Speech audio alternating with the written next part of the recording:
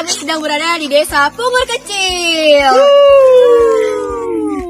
Perkenalkan, saya Fitria. Saya Amirullah Siddiqi. Saya Deni Saputro. Saya Pulonis Agyong.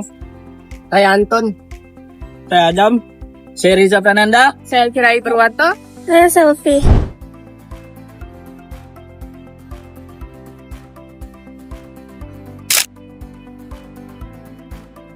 Pertama itu, apa sih Pak strategi yang telah dilakukan oleh pemerintah Desa Punggur untuk pengelolaan pertanian dan peternakan untuk meningkatkan ketahanan Punggur, meningkatkan ketahanan pangan dan hewani di Desa Punggur? Kalau hewani, Iya, kita itu masih dalam progres, masih dalam program itu sudah ada kita sudah membangun tentang mekanismenya. Ini ternak ayam telur, ayam telur. Itu di wilayah saya sendiri itu ayam telur, insya Allah masih tahap mungkin 60% atau 70% masih belum, kita masih membangun. Karena mungkin insya Allah tahun depan, tahun 2026 ini sudah kelar. Ini anggarannya sudah kita buat, sudah kita itu BUMDes. Selain BUMDes kita itu diisi ketahanan pangan ya, Ketahanan hewani. Kalau BUMDesnya itu kita udah ada di depan, itu tentang produk-produk yang ada unggul di sini. Kayak ada itu jamu dan sebagian lah, ada juga. Tapi kalau tentang masalah kayak tumbuh-tumbuhan, pertanian, itu mungkin kita tahunan itu. Banyaknya itu tahunan kayak seperti langsa, Kayurian. Kalau langsat itu bisa diekspor apa enggak, Pak? Kita biasanya kalau di sini ya, ini pengetahuan saya juga, karena memang ada pengepul kata di sini itu, orang sini itu pengepul. Itu biasanya di Banjarmasin, Jakarta.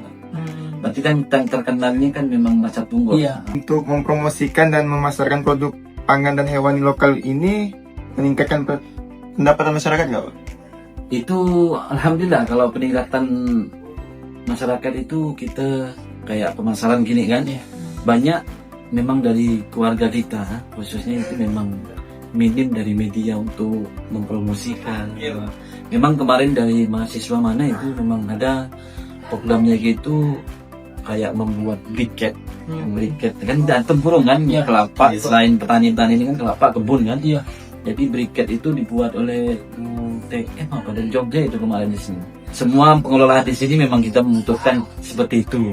Itulah kelanjutan memang kemarin kita dari desa, dari sekdes juga kemarin di kepala desa, kita menindaklanjuti tentang mahasiswa ini kan, kayak ada kayak gini kan, program-program kayak gini nih, kayak KKN ataupun KKU kan, semuanya itu kita ingin butuh progresnya ke depannya seperti apa. Ya, membantu BUMDes kita untuk mempromosikan, kita kan minim media. Terkait apa sih saluran pemasaran yang paling efektif digunakan oleh desa untuk memasarkan produk pangan dan hewani lokal ini? Kalau hewani ini kita karena memang baru kan. Kalau yang tumbuh-tumbuhan kayak petani ini banyak. Kita memasarkan ini mungkin banyak itu datang dari misalnya dari Pontianak kan, kayak langsat ini kan kita yang orang lokalnya ada, tapi mengepulnya cuma orang lokal. Tapi yang banyak memproduksinya itu keluar itu melalui kendaraan kan?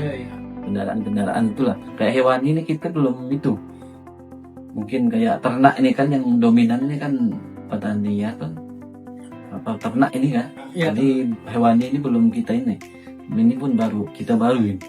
Baru seperti apa kita mekanismenya untuk memasarkan kayak telur nih kan, mungkin kita tadi sih ada ngomong itu sekitaran 800 telur ayam yang mau telur nih.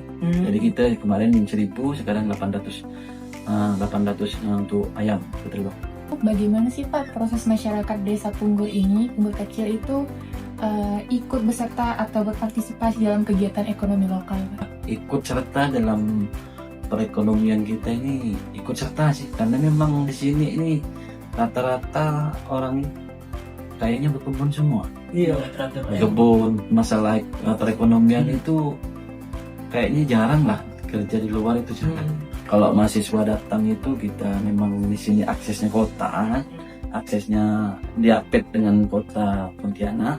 Mungkin jalurnya pun satu dari Sungai Raya tembus, dari Kota Baru juga tembus. Mungkin akses perekonomian pun alhamdulillah lah kita kayak pisang, kelapa, semuanya kalau di sini nih kayak pucuk ubi, Ada semua ya. ada semua kayaknya di sini.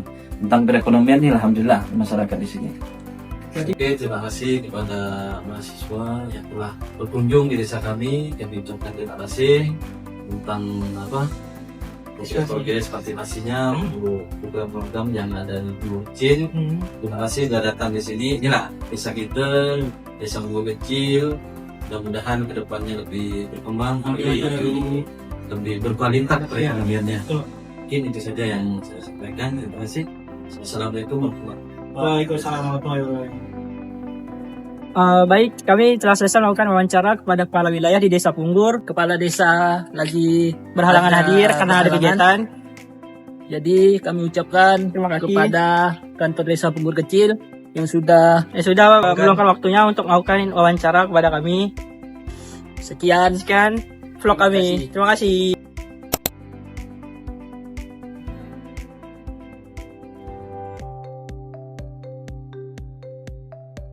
Kabupaten maupun BPP namanya penerimaan bantuan. Saya, apa saja inovasi lokal yang dapat dilakukan oleh desa untuk meningkatkan diversifikasi pangan dan menjaga kemandirian pangan, serta bagaimana kolaborasi dengan kelompok tani dan BUMDes dapat mendukung upaya tersebut, Pak? Apa saja sih komponen yang untuk mempertahankan kemandirian pangan di desa? Kalau kami kabupaten itu bagaimana memberikan pandangan kepada teman-teman ini yang multi talent. Jadi mereka ini basicnya teknik, basicnya hukum, tapi semua harus tahu, gitu ya. Jadi tolong jangan tertutup dengan otak ya di desa, yaitu desa yang kuat, maju, mandiri, dan sejahtera. Badan Ketahanan Pangan dan insya yang program yang baru akan kita handle itu Kopdes Merah Putih. Ya, jadi di sini kolaborasi antara BUMDes dan Kopdes ini diharapkan membawa yang namanya tujuan pemerintah menjadikan desa mandiri, maju dan sejahtera. Ini terkait dengan BUMDes, memang sudah disampaikan sama Pak Tokap, tujuan bentuknya BUMDes adalah bisa menggali potensi yang ada di desa dan kemudian nanti dimanfaatkan sebesar-besarnya untuk kesejahteraan rakyat, diantaranya adalah mendapatkan PAD. Yang pertama, Pak, bagaimana fasilitas desa dapat meningkatkan peran masyarakat dalam pengelolaan pertanian dan peternakan rakyat? Untuk sekarang, kalau BUMDes yang ada sekarang memang belum sampai ke situ ya. Tadi disampaikan oleh Pak Bram, dari sekian BUMDes yang contohnya ini kita ngambil sampel Kabupaten Ngawi saja. Yeah. Dari 169 desa itu cuma 12 BUMDes saja yang aktif. Yang lain itu baru terdaftar namanya saja. Yang ketahanan pangan yang bukan dari BUMDes. Misalnya pemberdayaan masyarakat. Ada berapa desa, contoh di desa di tempat binaan saya itu dia dalam ketahanan pangan untuk melihara ternak ya, ternak sapi. Sekarang ternak sapinya sudah berhasil dari tahun ke tahun dianggarkan untuk dalam rangka ketahanan pangan hewani. Khususnya di desa, dan itu juga menjadi mandat dari pemerintah bahwa desa harus mempunyai ketahanan pangan dalam bentuk lumbung desa ya, dalam macam desa. Karena kebetulan di periode sekarang di Kabupaten Ngawi kalau kita tahu. Kalau secara praktek, kondisi realnya itu adalah tadi sampaikan. Itu ada problem sebenarnya kalau kita kaji bahwa ada persoalan belum mendaratnya antara multi stakeholder, multi pihak ketika program ini turun. Karena program ini ditetapkan oleh pemerintah untuk dijalankan oleh BUMDes. Karena sumber dana BUMDes sendiri itu adalah sumber dari dana desa. Secara ketahanan pangan di desa itu adalah kurang lebih 20% ya. 20% dari total dana desa ya.